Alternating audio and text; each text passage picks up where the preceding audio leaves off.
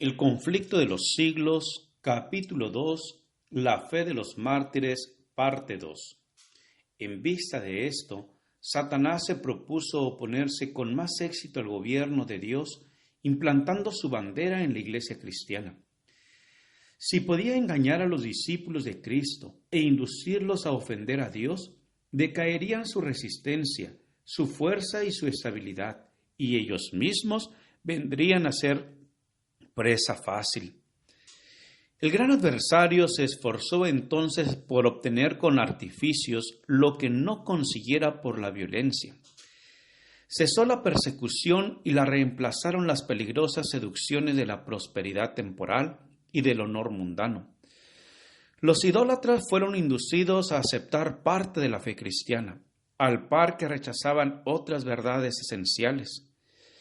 Profesaban aceptar a Jesús como Hijo de Dios y creer en su muerte y en su resurrección, pero no eran convencidos de pecado, ni sentían necesidad de arrepentirse o de cambiar su corazón. Habiendo hecho algunas concesiones, propusieron que los cristianos hicieran las suyas para que todos pudiesen unirse en el terreno común de la fe en Cristo. La Iglesia se vio entonces en gravísimo peligro, y en comparación con él, la cárcel, las torturas, el fuego y la espada eran bendiciones. Algunos cristianos permanecieron firmes, declarando que no podían transigir. Otros se declararon dispuestos a ceder o a modificar en algunos puntos su condición de fe y a unirse con los que habían aceptado parte del cristianismo, insistiendo en que ello podría llevarlos a una conversión completa. Fue un tiempo de profunda angustia para los verdaderos discípulos de Cristo. Bajo el manto de un cristianismo falso, Satanás se introducía en la iglesia para corromper la fe de los creyentes y apartarlos de la palabra de verdad. La mayoría de los cristianos consintieron al fin en arriar su bandera, y se realizó la unión del cristianismo con el paganismo. Aunque los adoradores de los ídolos profesaban haberse convertido y unido con la iglesia, seguían aferrándose a su idolatría y solo habían cambiado los objetos de su culto por imágenes de Jesús y hasta de María y de los santos. La levadura de la idolatría, introducida de ese modo en la iglesia, prosiguió su funesta obra. Doctrinas falsas, ritos supersticiosos y ceremonias idolátricas se incorporaron en la fe y en el culto cristiano.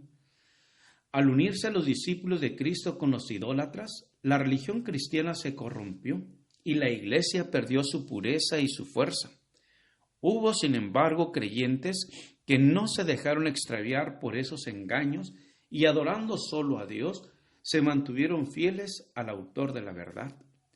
Entre los que profesaban el cristianismo ha habido siempre dos categorías de personas: la de los que estudian la vida del Salvador y se afanan por corregir sus defectos y asemejarse al que es nuestro modelo, y la de aquellos que rehuyen las verdades sencillas y prácticas que ponen de manifiesto sus errores. Aún en sus mejores tiempos, la Iglesia no contó exclusivamente con fieles verdaderos, puros y sinceros. Nuestro Salvador enseñó que no se debe recibir en la iglesia a los que pecan voluntariamente. No obstante, unió consigo mismo a hombres de carácter defectuoso y les concedió el beneficio de sus enseñanzas y de su ejemplo para que tuviesen oportunidad de ver sus faltas y enmendarlas.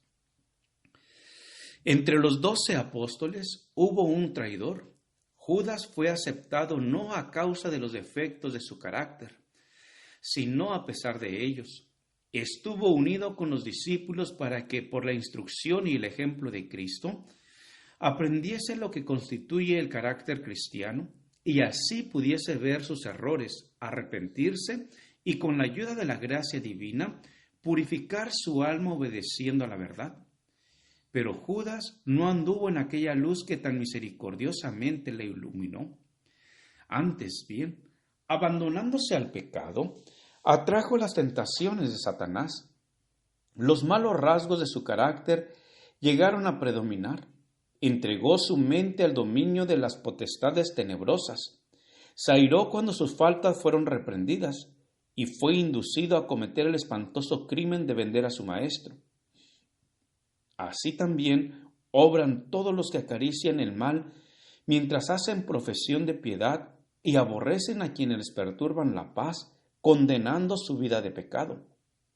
Como Judas, en cuanto se les presente la oportunidad, traicionarán a los que para su bien les han amonestado.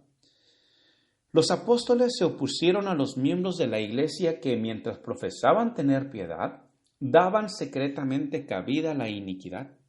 Ananías y Zafira fueron engañadores que pretendían hacer un sacrificio completo delante de Dios, cuando en realidad guardaban para sí con avaricia parte de la ofrenda.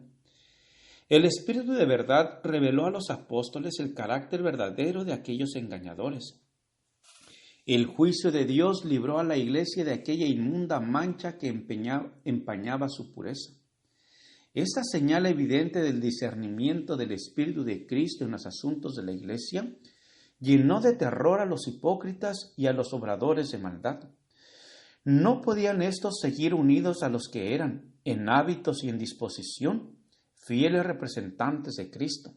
Y cuando las pruebas y la persecución vinieron sobre estos, solo los que estaban resueltos a abandonarlo todo por amor a la verdad quisieron ser discípulos de Cristo.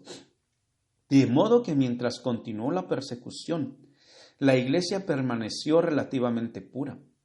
Pero al cesar aquella, se adhirieron a esta conversos menos sinceros y consagrados, y quedó preparado el terreno para la penetración de Satanás.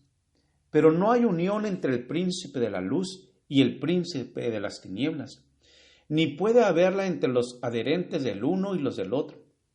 Cuando los cristianos consintieron en unirse con los paganos, que sólo se habían convertido a medias, entraron por una senda que les apartó más y más de la verdad.